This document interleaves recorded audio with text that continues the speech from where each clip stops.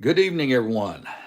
Welcome to Crown Cattle Company. This is our third attempt at going live on this live stream. I'd like to, first of all, thank several people for some of your suggestions to help me make this hopefully a little more presentable.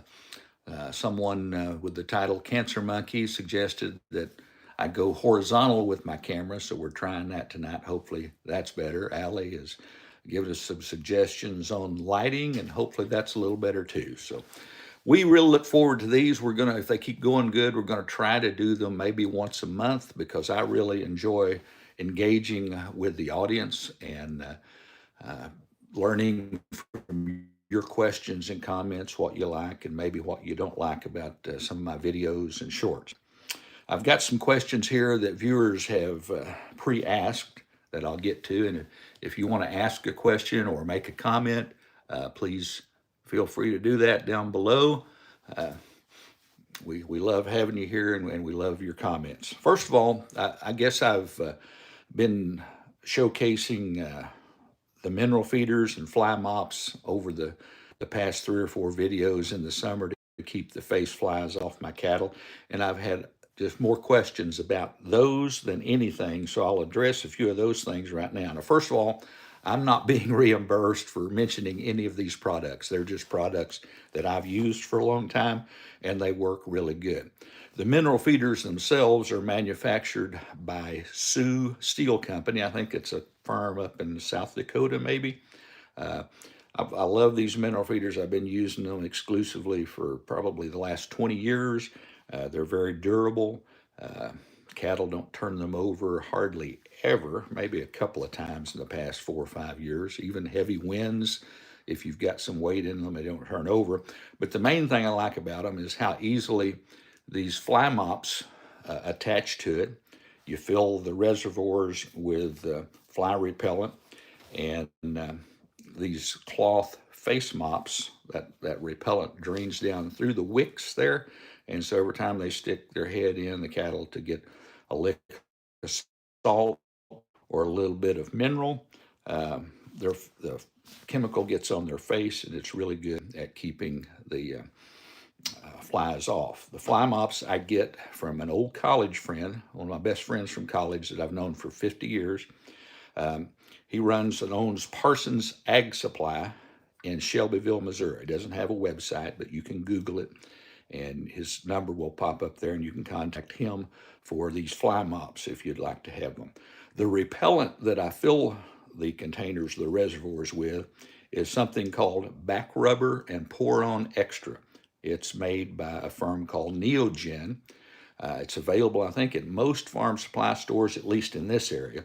I get mine up at Britain's store, just about a mile north of me, but you can get them at Race Brothers Farm Supply, Somo Ag Supply. I think Tractor Supply even has it in stock. Hirsch Feed and Farm Supply, several, most any general feed and farm supply stores will probably handle that or at least can get it for you. The other thing, and it can be a little pricey, but here a couple of years ago, I tried to use just a permethrin chemical with mixed with water, and that just didn't work at all. The water doesn't stay on the cattle. Uh, the permethrin doesn't. And so this stuff has like a vegetable oil base or something like that that makes it a little sticky. Okay, yeah, see, I got a good evening from White Church Farm in Howell County, Missouri. They're a loyal viewer of this. We're happy to have you all joining us this evening. We'll move on. I don't see any questions there yet on the screen. I've had a loyal viewer in Rome, Italy, that's been with us for almost since the beginning. His name is Douglas. He's American by birth, but he's been living in Rome the last few years, and I think he misses Midwestern agriculture. But earlier this spring when we were calving, if you watched that, a lot of you offered names that we could name the calves, and when we videoed us tagging them, we would name them. Well, Douglas's was named Romeo, number 129, bull calf, red bull calf. And we had some problems with him earlier this spring when he was real young. he developed that respiratory disease that they sometimes do, and we had to dart him, and he was over it in 3 or 4 days, and he's doing fine. And my technology expertise is not much to show it electronically, but we did take a picture of him. There's Romeo, number 129. You can see he's doing great.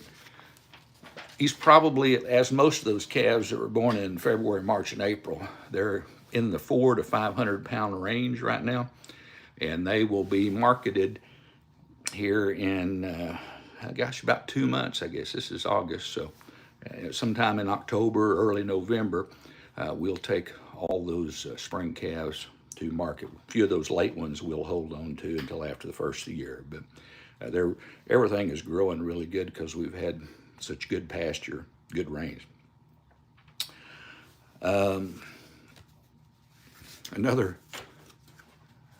Someone asked me, I think just last week, because we had a video with the bull getting out, had to drive him back to the correct pasture. How often do cattle get out through your fences? Well, that depends on a lot of things, how good your fences are and the attitude of the cattle as well. I've never been somewhere where cattle didn't get out. Got another question there. I'll get to it in just a minute. But these fences, nothing will keep a bull in if he wants to get out. But luckily, I've got good neighbors on all sides. My cattle get out on them sometimes, hopefully not very often. Their cattle get out on me sometimes. We all know cattle do that. And, nobody gets mad or starts shooting at each other. We just capture those cattle when we can and get them back to their rightful owner. And so that makes it a lot nicer and easier when you live in a community like this. But going back to the bulls, I've got on my home place here, I've got an older bull. And then on the rented place, which is just north here, there's a fence between us, I've got the newest young bull. Well, the young bull got out over here, a couple of weeks ago, and in the video, we drove him back to where he belonged. But this past week, I guess they got bored with the cows they were with, and they decided to swap herds. They were butting around on each other and tore down a wire gate between the two pastures.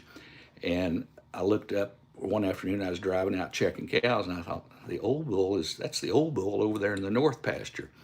And I got to looking, and the young bull was over here. So I went over and fixed the gate, and I just left them where they were. Most of the cows are bred by now anyway, and I don't care which bull is in there as long as there's a bull in each herd. So that happens more often than we would like. Another question I got on the screen there from, again, a long time loyal viewer, and actually a former student of mine from many, many years ago in both high school and college. Randy has asked what I take into consideration of when to market my cattle. And I guess it's just, we usually think of a weaning time at somewhere around 205 days of age. Of course, when they're born, scattered out over 3 months, some of them are going to be a little older and some a little younger, but that, since I have spring calving, that makes my marketing date fall somewhere around October or November. And so just for the past many, many years, I have always marketed them at that time. Usually they're a little cheaper. That's usually one of the cheapest times of the years to market them, but I still prefer spring calving. I think they're bigger at that point than if I calved in the fall and sold them in the spring. I just can't get fall calves to grow very good for me. So that's why we do it. They're ready to go in October or November of each year. Appreciate that question. Another question we showed some scenes from the old barn down at the creek place, and one person asked, why would I not have gone through this old barn before now if I've owned it for 20 years? And that's a good question, and maybe I'm just lazy, but that old barn's got a lot of character, but it's almost obsolete for the kind of farming we do today. You can't get any machinery in there. It's got a huge loft in it with a track down it where they used to gather and store hay in loose form, not in bales, but loose hay. Now, believe it or not, When I was a kid, of course, that was 65 years ago or longer, my folks and I put up loose hay. It's a lot of work, really good quality hay, but nobody does that anymore. So that loft, and hardly anybody puts up small square bales. So it looks like there's been some small square bales up there too. Nobody does that anymore. Everything's round bales. So that loft is pretty much obsolete. You can't get through the main part of the barn under the loft because the doors are too small. You can't get any equipment in there. The two side sheds, I have used that for storage of just junk or spare parts and things like that. But the barn, it's to me, it's too beautiful to tear down. The inside of it, the skeleton, is really strong still yet after 100 years. And, just out of sentiment, if nothing else, it will stand until it dies a natural death. My insurance company won't even insure it because I'm sure it's a fire hazard, but we'll let it stand. And this fall, maybe you'll see some good videos of us going through that. No telling what we'll find in there, but join us and we'll go through there. Another viewer want to know how the two kittens were doing that somebody had dumped on us here, about a month ago. And one of them is lucky to be alive. It was almost drowned through the heavy rain that night. But both of them survived. We gave them to a neighbor who was needing some new barn cats.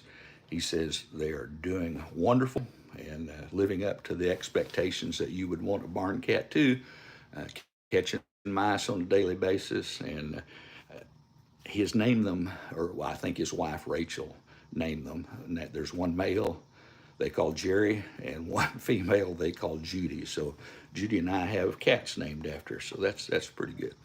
Another viewer wanted to know how the crippled cow was going. That we had the veterinarian out and operate on her foot. I'd like to say she's completely healed, but she still doesn't get around very good.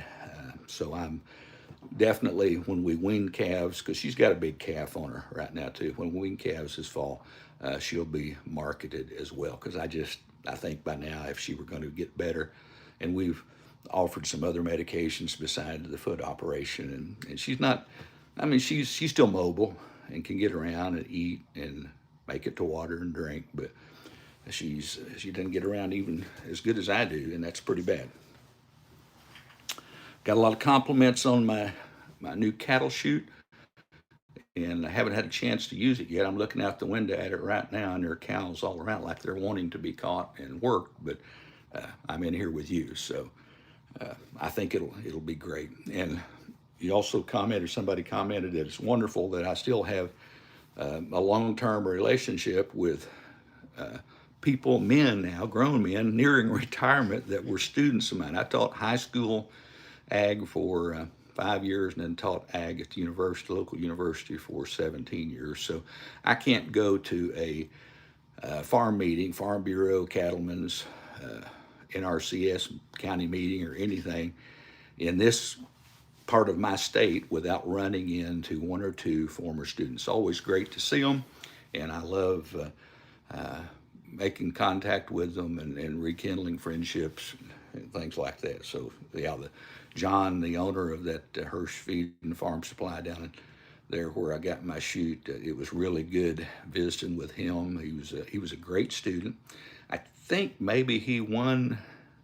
He made it to state in FFA creed speaking. I can't remember whether he won it or not. He was also on one of my state championship parliamentary procedure teams back in the mid 1970s. So really good young man, or what? He's not really young anymore, quite frankly, but a fine young man, and came from a good family, and it's just always a pleasure to see him. Well, I have gone, almost 15 minutes. I've got a couple more questions here. I don't know if I have time. Let me get to one of them, because it's kind of neat. An eagle-eyed viewer spotted that on the front wheels, or front tires of my smaller feeding tractor, 4-wheel drive, but he said that the treads are facing backwards. And why is that? Did I just mess up or what? And it's an interesting story. I'm actually going to do a YouTube short on it, probably this Saturday. That'll be released Saturday afternoon sometime if you want to look that up. With that feeding tractor, I drive about 3 miles round trip every day through the winter feeding down at the creek place. And it's paved. It's a rough pavement. And I was wearing out a front set of tires and not having it locked in four-wheel drive, but just wearing out a set of tires every 3 years, really, just wearing the trig completely off of them. So the last time I got a tire, the old tire guy who comes out and does mobile tire changes and fixes flats on tractors, he said, Jerry, if you will turn those around so the treads face backwards, they won't wear out nearly as bad on asphalt, on pavement. I did that, and I've got 5 years on the newest tire on the front, and I mean it's wearing a little, but nothing like they were just wearing out in 3 years. So that's why the treads are on backwards. If you tune in this weekend, I'll show you how they look.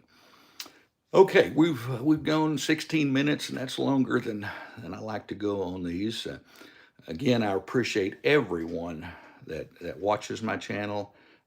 We love your comments. We love your questions. I try to get to all of them that I can one-on-one, but that's why I like doing these live streams once a month. It gives me a chance to catch up on my questions, and probably some of the rest of you have questions too that you never get around to asking or whatever. So, but we really are tickled that you tune in on these live streams. We love it that you tune in on our YouTube channel. We appreciate every one of you, and hopefully we can keep doing this. So we'll go ahead and sign off tonight. It's clouding up. They say we might have a chance of rain this weekend. We could use the rain. It's not terribly dry. Let's get Dwayne. Good to have you here joining in right at the end. So we hope we get a good rain. The grass is still green, but it's been terribly hot this week. That's one reason I'm coming to you from inside our house right now. It was just so hot, a little windy too, but we thought it would be better in here. Again, thanks for tuning in. Look forward to having you back when we do another live stream, probably next month. Take care of yourself. Stay cool out there. Hope you guys are getting plenty of rain. Thanks a lot.